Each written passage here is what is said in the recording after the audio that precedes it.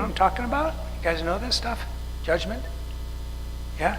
I think we all do it. And we often are unaware of it. Okay? We do it towards ourselves, we do it towards others. Both. He's not so smart, a little voice says, right? That he may be yourself, or she, okay? Or maybe the other person. Or, wow, they didn't do a very good job with their haircut. You don't call it haircut anymore. What do you call it?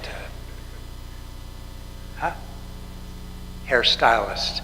The hairstylist must have been sleeping or drunk.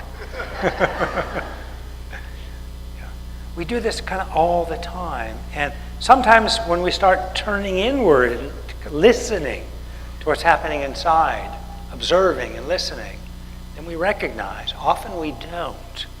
But we can see our reactions, okay? If all of a sudden we feel kind of something negative about that person, okay, probably there was a little subliminal, negative judgment going on just before that.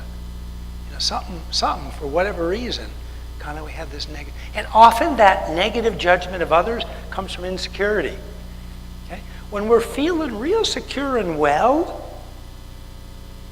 a lot of this negativity stuff doesn't come up. There's kind of no reason for it. But the opposite, when we're feeling insecure about ourselves, then there's kind of a sense that by putting others down, it's going to kind of bring us up. Okay? But it doesn't. In fact, it takes us further down. So we try it again. Further down. Try it again, further down.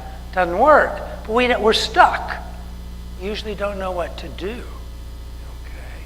So what I'm suggesting, I'm not suggesting, this was suggested by the Buddha 2,600 years ago, repeated by many, many, many masters since then, and this is something dear to the hearts of all religions in the world, right? And many humanistic traditions that have nothing to do with, theism, a God, etc. By the way, did Dr. Kimball leave? He's left? Okay, because I want to say something. I don't want him to hear this. Buddhism doesn't believe in a God.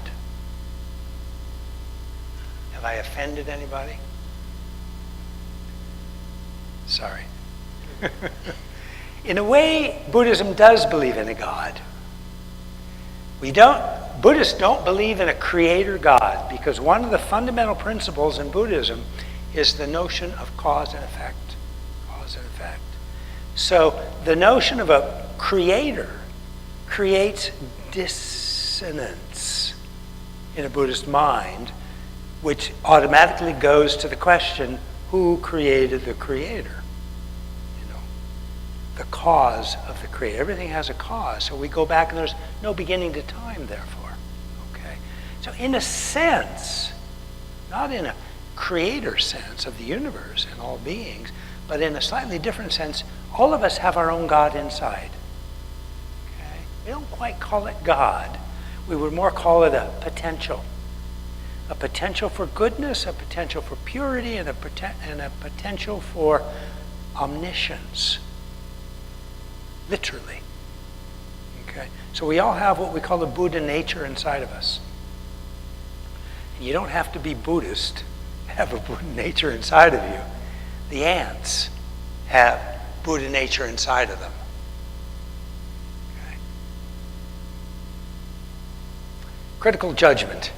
So this is something that turning in slide, is a plea. It's a plea for you all to begin, or if you've already begun, to continue looking in. Just check up. What's happening right now inside? What am I feeling? What's my mood? What are my thoughts? What are the sensations in my body? Okay? And do that again and again and again, because then we'll know what we have to work with.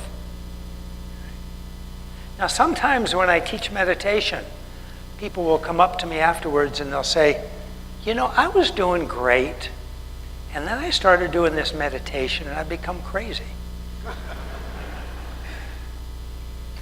I say, congratulations. I say, maybe, you know, it's always been there in your mind and your heart, and you're just now recognizing it. Maybe. So that's a wonderful step to begin to recognize what's going on inside. And if you expect you're going to find perfection, you know, forget it. None of us are perfect, obviously. You know, we all have positive stuff and negative stuff. So it's all about finding out what's happening there and then learning the tools to work and transform into its constructive opposite, like churning milk into butter.